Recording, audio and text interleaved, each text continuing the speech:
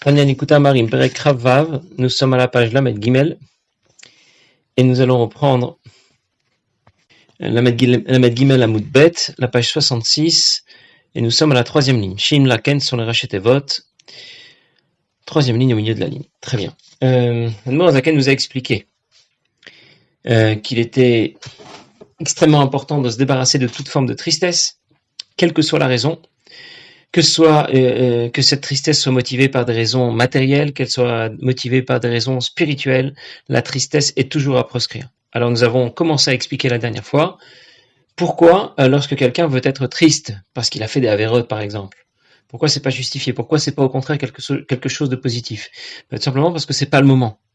Ça veut dire que en soi, bien sûr, avoir fait des fautes c'est quelque chose de regrettable, mais regrettable pas n'importe quand. Et parce que justement, ce sentiment de regret, de tristesse, survient au moment qui ne convient pas, à n'importe quel moment, et en plus comme ça, sans que j'y ai réfléchi auparavant, c'est la preuve que c'est Tarbulata Yetzer, ce n'est qu'encore une fois une ruse, notre Yetzerra, notre Nefesh Abamit, pour nous faire sombrer. Parce que si c'était vraiment un sentiment de tristesse motivé par la Kedusha et pas par les klipotes, alors ça nous aurait demandé un effort. Ce que dit tout de suite l'Admor Zaken. Shim Loken. Mais Ain Balo Atzut Amitit. Si ce n'était pas le cas, c'est-à-dire, si cette tristesse était vraiment motivée par la Kedusha, par notre Nefesh Elokit, comment en plein milieu de la Tfila, en plein milieu de l'étude, ou en plein milieu du business du travail, tout à coup, il se met à penser à ses fautes. Quel rapport? Il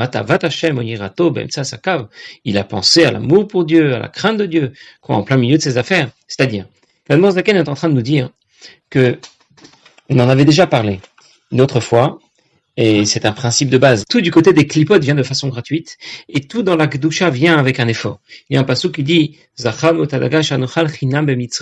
nous nous souvenons des poissons que nous mangions gratuitement en Égypte, lorsque les Israël se sont plaints à plusieurs reprises, ils se sont plaints lorsqu'ils étaient dans le désert, et voilà l'une des plaintes qu'ils ont formulées. Mais ce que l'on retient de ce pasouk, c'est qu'on a associé dans ce pasouk Mitzrayim, l'Égypte, qui représente le mal, représente les klipotes, Achinam, ce qui est gratuit. En général, quelque chose qui vient gratuitement, qui n'a pas demandé d'effort, c'est quelque chose qui n'est pas lié à la Kedusha. Alors que quelque chose qui a demandé un effort, c'est le plus souvent lié à la Kedusha. Alors, reprenons l'exemple de ce monsieur qui a fait des avérotes. Soit, il a fait des avérotes. Il les regrette, il veut être triste. La question est de savoir, comment il a fait pour devenir triste? Deux solutions. C'est venu comme ça. Il sait même pas d'où c'est venu. Il était en train de prier. Tout à coup, il se rappelle qu'il a fait des fautes dans le passé. Il était en train d'étudier. Tout à coup, il se rappelle qu'il a fait des fautes. Il voudrait continuer à prier, à étudier en étant triste. Et il pense que c'est peut-être un sentiment positif. Il est triste pour une bonne raison, parce qu'il a fait des fautes. Ou bien il est en train de s'occuper de ses affaires. Il est dans son activité professionnelle. Et tout à coup, comme ça, au milieu de la journée, il pense aux fautes qu'il a fait dans le passé. Dans la mesure où ça lui a pas demandé un effort de réflexion, ce n'est que nécessairement cela vient du côté opposé à la Kedusha. Si ça avait été une véritable douleur, qu'est-ce qu'on appelle une véritable douleur? Il a mal d'avoir fait des fautes. Ça veut dire quoi? En général, quand quelqu'un a fait une faute, il n'a pas toujours mal pour ce qu'il a fait vis-à-vis d'Akadosh Baruch Hu. Ça lui fait de la peine parce que qu'est-ce qu'on va penser de lui? Qu'est-ce que sa femme ou ses enfants vont penser de lui? Qu'est-ce que les gens autour de lui vont penser de lui? Est-ce que ça va se savoir? Est-ce que ça va pas se savoir? Voilà ce qui lui fait de la peine. Mais vis-à-vis de Dieu, pour l'instant, c'est même pas encore trop le problème. Pour avoir vraiment de la peine, une vraie peine, c'est ce que l'Admor Zaken appelle ici Atzvut Amitit. Vraiment, il est amer pour les fautes qu'il a commises. Mais pour cela, ça vient pas comme ça. Ça vient pas en plein milieu de la journée à n'importe quel moment. Il faut d'abord que tu te sois assis un moment, que tu réfléchis à la grandeur de Dieu. Ensuite, quand tu y as médité pendant de longues minutes, tu vas devoir réfléchir combien la faute t'a éloigné de Dieu, comme on en a beaucoup parlé dans le Perek Rav Dalet.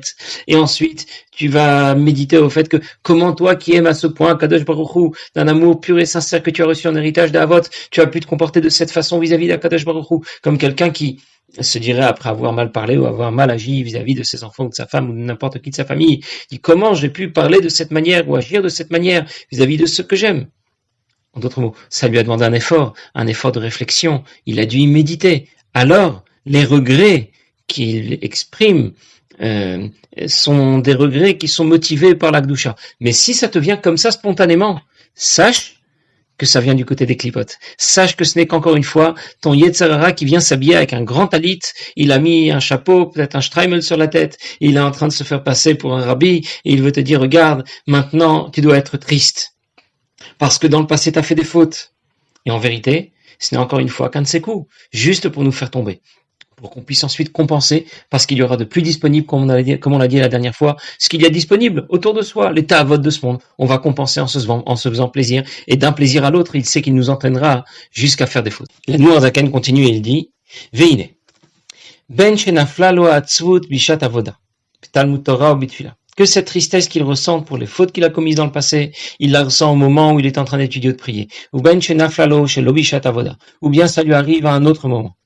À un moment qui n'est pas celui de l'étude ou de la prière.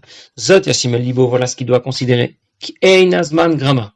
C'est pas le moment. Ka'et, le atzvut amitit, a une véritable amertume. Afilu idagat avodat hamorim chas v'shalom, même pour des fautes très graves. Autre mot, vous savez, c'est un peu comme lorsque l'on vient proposer une mitzvah à quelqu'un. Tu veux donner la tzedaka, tu veux mettre les tefilines, qu'est-ce que les gens répondent parfois? Tout à l'heure, pas aujourd'hui, on verra demain, la prochaine fois, j'ai déjà donné. Voilà. En d'autres mots, on nous demande ici de répondre de la même façon à notre Yetzer Hara qui veut nous rendre tristes parce qu'on a fait des fautes. Et quoi, tu veux que je sois triste? Tu veux que je sois déprimé parce que dans le passé j'ai commis des fautes?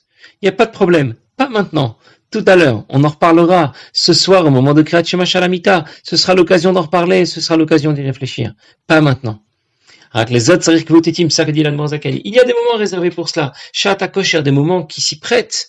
Mais Yeshuadat, des moments au cours desquels on va pouvoir se poser, réfléchir à la grandeur de Dieu. Asher Chatalo, envers qui il a fauté. Alors son cœur sera vraiment brisé. Bimriru tamitit. Vous vous souvenez de ce qu'on a expliqué de la meriut amiti, de la véritable amertume. Ça veut dire de celle qui nous motive à vouloir réparer, à ne pas se décourager, à ne pas tout abandonner. Comme on explique ailleurs. À quel moment? C'est le bon moment. En d'autres mots, tu dois rester maître de la situation. C'est pas l'Yetzer Hara qui va te dire quand tu dois être triste pour les fautes que tu as commises. C'est moi qui décide. Un peu comme lorsque quelqu'un a besoin de prendre un médicament. Il ne peut pas le prendre n'importe quand dans la journée. Il y a des moments pour le prendre. C'est le matin et le soir, c'est à tel moment de la journée, au moment du repas, en dehors des repas. Quelqu'un qui va faire l'état des stocks. Il va pas faire l'état des stocks toute la journée, sinon il peut plus travailler. Il y a celui qui va faire l'état des stocks tous les 2 mois, tous les 6 mois, tous les ans. Et nous aussi, nous devons faire un bilan, parfois tous les jours, au moment de Kriyat Shema Shalamita, parfois tous les mois, Erev Rosh Chodesh, la veille de Rosh Chodesh, toutes les semaines, la veille de Shabbat, l'Eid Shishi, c'est le moment qui s'y prête le mieux, la veille de la nuit de jeudi à vendredi, et bien sûr pendant le mois de Elul, et bien sûr la veille de Rosh Hashanah. Donc en d'autres mots, il y a des moments qui s'y prêtent davantage, des moments qui sont appelés Shat HaKosher, les moments propices pour cela.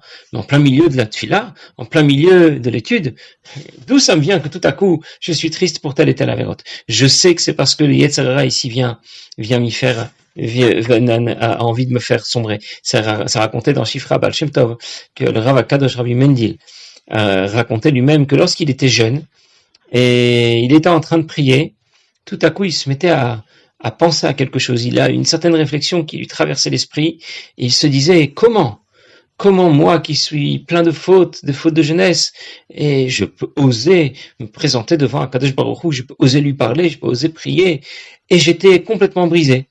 Et ça a duré pendant un long moment, je n'arrivais pas à me débarrasser de cette pensée qui me semblait être une pensée positive, ça me semblait être bien. Le Yetzer Hara vient nous dire, tu vois, t'es quelqu'un de bien, t'es quelqu'un à qui les manques dans le domaine spirituel te touchent. Alors qu'en vérité, c'est seulement pour nous rendre tristes, nous le savons maintenant. Et Rabbi Mendil raconte que ça a duré pendant longtemps, jusqu'à ce qu'un jour il a pensé. Il dit, une seconde, pourquoi je pense à ça seulement quand je suis en train de prier? Pourquoi je pense pas à ça quand je suis en train de manger? Pourquoi je pense pas à ça quand je suis en train de me déplacer ou quand je suis à mon travail? Et du coup, il a compris. Ce jour-là, lorsqu'il a eu cette réflexion, il a compris que c'était qu'un coup du Yetzer Hara, et donc il a décidé d'abandonner, et il a réussi à complètement se débarrasser de cette idée. La Noirzaken continue et dit Vesham Nidber. C'est où Sham? C'est dans Igeret HaTshuva. Dans Igeret HaTshuva, Perek Zayin, la Noirzaken va expliquer que le meilleur moment, c'est le moment de Tikkun Chatzot, pour opérer ce bilan. Miyad achar shenishbar libo beitim kvuim hahem, parce qu'immédiatement après avoir eu le cœur brisé, pour cela qu'on appelait ça mrirut amitit, une véritable amertume. Alors, azayasir etzem milibo le gamre. Ensuite, il se disait, il n'y a aucun problème, j'ai fait des fautes, je les regrette, Je suis persuadé qu'Hachem m'a pardonné. Veya min emunah shlema ki Hachem evir chatato verav l'isloach. Je suis certain qu'Akadosh Baruch Hu a éliminé ma faute parce qu'il est rav l'histoire. Il pardonne énormément. Là-bas, l'Admour Zaken va expliquer, nous en parlerons, Be'ezrat Hashem, que lorsque quelqu'un a commis une faute envers quelqu'un d'autre, il lui a causé du tort une fois, il vient s'excuser, il dit d'accord, je s'excuse. La deuxième fois, encore une fois, il s'excuse, il dit bon d'accord, mais essaie de pas recommencer. La troisième fois, il dit ça, stop. Tu te moques de moi à chaque fois, tu me fais du mal et à chaque fois. Ça, c'est comment réagit un homme. Mais à Kadosh Baruch Hu, la millième fois ou la première fois, c'est la même chose. Même si 1000 fois tu as fait une faute et puis tu la regrettes et tu demandes à Kadosh Baruch Hu de te pardonner, il te pardonne. Même si ça fait déjà 1000 fois que tu lui fais le coup, ça va fonctionner. D'ailleurs, ailleurs, on explique qu'une des autres ruses de notre Yetzer Hara, c'est de nous dire, une seconde, t'as fait tchouva, t'as regretté, qui dit qu'Hachem t'a vraiment pardonné? Peut-être que la faute que tu as faite, elle est trop grave pour être pardonnée aussi facilement. Tu vas pas t'en tirer comme ça. Peut-être que ta faute est maintenant gravée dans le marbre et tu ne t'en débarrasseras jamais. Elle te tire vers le bas comme un boulet. Et en vérité, encore une fois, ce n'est que un coup de notre Yetzer Hara pour nous faire sombrer dans la tristesse, et on ne doit pas le croire. L'Admour Zaken nous explique clairement que lorsqu'on demande à Kadosh Baruch Hu de nous pardonner, il nous pardonne. Nous, on ne peut pas comprendre, parce que nous, on ne raisonne pas de cette manière. Nous, on ne serait pas capable de faire ce qu'Akadosh Baruch Hu fait pour nous, de quelle façon il se comporte avec nous. Nous, on n'est pas capable de le faire vis-à-vis des autres. On voudrait bien, c'est dans cette direction qu'il faudrait aller. Mais on n'y arrive pas. Au bout de 3 fois, au bout de 10 fois, on craque. Qu'est-ce que ça veut dire? Ça fait 10 fois que tu me demandes pardon et je dois encore te pardonner. Mais Akadosh Baruch Hu, il est rav l'histoire. C'est pour cela qu'on dit dans le Shmona Esrei, dans la Mida, nous disons Baruch ata Hashem chanun marbe l'histoire. Sois béni Akadosh Baruch Hu qui est marbe l'histoire, qui pardonne énormément. Si ce n'était pas vrai, on ne dirait pas cette bracha. S'il y avait le moindre doute, alors on ne dirait pas une bracha, on sait qu'on ne dit pas une bénédiction au risque que ce soit une bracha levatala. Et s'il nous avait pas pardonné, ce serait une bracha levatala. Si donc on l'a fait, c'est qu'il nous a effectivement pardonné. Et quand on en est sûr, alors après le bilan que nous avons fait, nous passons dans une grande joie. La joie que Kadosh Baruch Hu a tout effacé. Dans ce cas, tout est pour le mieux. Alors bien sûr, nous ne faisons plus trop tikkun chatzot. Nous allons remplacer ce moment-là par le moment de Kriyat Shema Shalamita. Mais d'une manière générale, l'idée de faire tikkun chatzot, de se lamenter sur la destruction du Beth Amikdash au milieu de la nuit, avec une fila spécifique pour cela, c'était vrai à une certaine époque. Il y a une certaine époque où tout le monde faisait tikkun chatzot, c'était l'usage, tous les soirs, au milieu de la nuit. On faisait tikkun chatzot, on étudiait la Torah jusqu'au matin, ensuite on faisait shachrit, on étudiait la Torah jusqu'au milieu de la journée, et puis ensuite on allait quand même se reposer un petit peu, une petite demi-heure, avant de reprendre ses activités, et puis le soir ça recommençait, on faisait mincha, ma'ariv, on étudiait la Torah toute la nuit jusqu'à chatzot. Voilà quel était le seder habituel. Et lorsque quelqu'un avait fait des fautes, eh bien, il jeûnait, il se mortifiait. Nous, dans notre génération, nous ne sommes plus capables de fonctionner sur ce mode-là. Nous, la seule façon le seul mode de fonctionnement que nous avons, c'est le chemin de la simcha.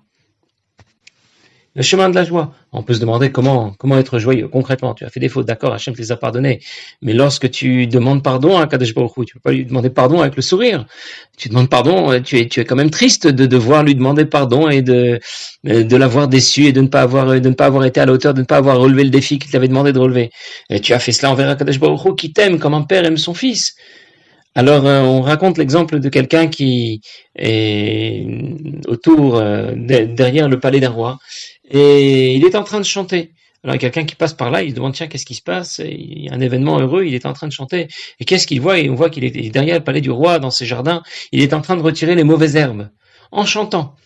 Alors, il lui demande, excusez-moi, vous êtes en train de retirer des mauvaises herbes, pourquoi vous êtes en train de chanter? Il lui dit, vous vous rendez pas compte, le roi m'a demandé de retirer ces mauvaises herbes. Je peux être maintenant engagé au service du roi. Un autre aurait pu faire la même chose en étant en train de pleurer. Voilà ce que le roi me demande. Retirer les mauvaises herbes, c'est pas un travail pour moi, ça. Et on peut le prendre de façon positive, en se disant, le roi m'a donné la chance, l'opportunité d'être à son service. Je débarrasse le jardin du roi de toutes les mauvaises herbes. Quel mérite, quelle chance, quelle opportunité. C'est dans cet esprit que l'on nous demande à notre époque de faire tchouva, pas dans un esprit de repli sur soi, de tristesse, de déprime, mais au contraire dans une grande joie. On raconte que le Mashpia Rav Reuven Dounin est entré pour la première fois en Yechidut chez le Rabbi, et il était justement dans cet esprit-là. Il a explosé de pleurs. Et quand il s'est calmé un petit peu et qu'il a raconté au rabbi tout ce qu'il avait pu faire, il a demandé un tikkun. Comment faire tchouva pour les fautes passées? Le rabbi lui a répondu, d'abord, il va falloir progresser sur le chemin de la Torah et des mitzvot avec joie et de bonne humeur. Voilà la première étape dans Avodat Hashem. Ensuite, la réparation des fautes, la tchouva, on en reparlera. Et bien régulièrement, le Rav Reuven Donin a évoqué le besoin pour lui de faire tchouva, de réparer ses fautes. Et le rabbi ne lui a jamais répondu à ce sujet. Il a toujours gardé la même ligne de conduite. Il lui a dit de progresser encore sur le chemin de la Torah et des mitzvot avec simcha utuv levav, avec joie et de bonne humeur. Et ce n'est qu'après 25 ans plus tard, au cours d'un Farbringen Vav Tishrin Tafshin Membet, que le rabbi lui a expliqué maintenant de quelle manière spécifique il devait faire tchouva. Et c'est dire que nous, notre approche doit d'abord être une approche de simcha. Le même Rav Reuven Donin raconte que ce que recherche le Yetzer Hara, le Nefesh Abahamit, au-delà de la Avera, c'est surtout et avant tout de nous rendre tristes. C'est la seule chose qui l'intéresse, parce qu'il sait qu'une fois qu'on est triste, on est cuit. Il n'y a plus rien à faire avec nous, on est déprimé et ça ne s'arrangera pas. Et il a raconté au cours de ce Farbringen, le Rav Reuven Donin, il a raconté que quand il était un bachour, il était un jeune homme à la yeshiva, il était jeune, et il a fait une certaine bêtise. Il s'en est beaucoup voulu. Ça l'a brisé, ça l'a effondré, au point que il n'osait même pas remettre les pieds au 770. Il n'osait pas retourner là-bas. Il dit que je vais retourner là-bas, le rabbi va me voir, il va poser ses yeux sur moi, j'ai honte, je ne peux pas faire ce genre de choses. Et donc, pendant plusieurs semaines, il n'a pas osé franchir le seuil du 770. Il n'avait pas le courage de le faire. C'était pas plusieurs semaines, je pense que c'était plutôt quelques jours. Après quelques jours, à 2h30 du matin, il se dit, j'ai vraiment très envie de retourner 770, c'est quand même la synagogue où le rabbi va prier, où le rabbi précédent a prié. Je sens le besoin d'y retourner. Et donc, il s'est dit, à 2h30 du matin, je rencontrerai sûrement personne. Et donc, il rentre au 770, et bien sûr, dès qu'il rentre, il tombe nez à nez avec le rabbi. Et bien sûr, le rabbi avait des journées très chargées, et il tombe nez à nez devant lui, alors il s'est dit tout de suite, le rabbi va certainement me fusiller du regard, il va me désintégrer rien qu'en me regardant, il va peut-être tout simplement me tourner le dos. Et bien au lieu de ça, le Rav Reuven Donin savait que le rabbi savait. Et bien au lieu de ça, curieusement, le rabbi lui a fait un sourire comme il n'avait jamais vu, un sourire très large, et il l'a pas quitté des yeux jusqu'à ce qu'il ait descendu les dernières marches et qu'il ait disparu de son champ de vision. Le rabbi l'a suivi des yeux avec ce si large sourire. Voilà, c'est-à-dire que nous, en d'autres mots, tout se fait dans la simra, tout doit se faire dans la joie, même si nous avons des soucis matériels, même si nous avons des soucis spirituels. La tristesse n'a pas sa place. Nous devons révéler et développer au maximum notre joie dans Avodat Hashem, et avec la joie, nous allons passer toutes les difficultés. Passez une bonne